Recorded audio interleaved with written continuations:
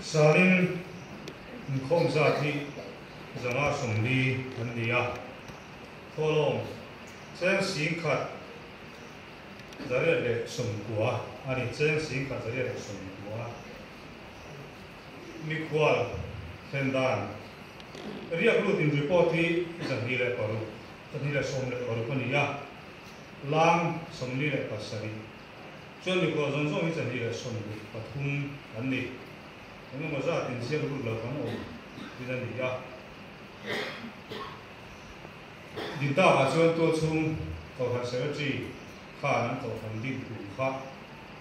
sang ni asal umar dia, kompon siam hari kecil dia sang ni lepas tidak angkat.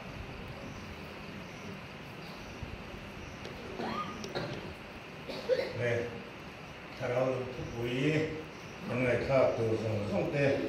giờ nên là anh đồng ai thà dầu ta ura sinh Christian chung của mình mà là thì nói là thì quý thực ra anh đồng ai thà dầu ta là một đế máy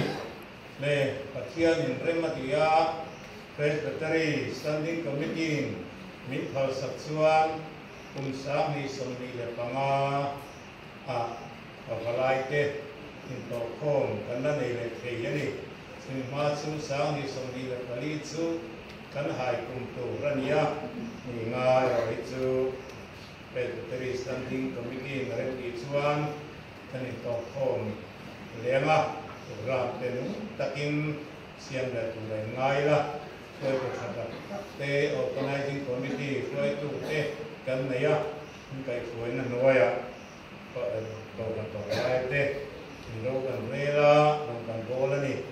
semua kan loma. Zalina, engkau memang tu song Teirei Presbytery ayoin kamang cari jauh ni.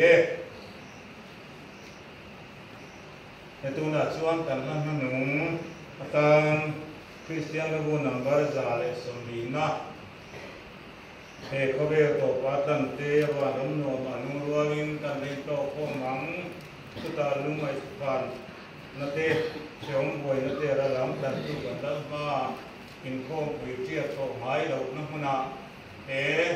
lei Kohhran hi chu kan inkhawm Vawi-4na ki ma sin ko Vawi-4na to ro na mun awan ram no anu ruain kan lei to khom do na ni hei hi nu le ki tam rin kan sama kan tu chen chu ka siu tu ku ta sila to ba Reverend bilang dua masuk in kami don ni ada sangu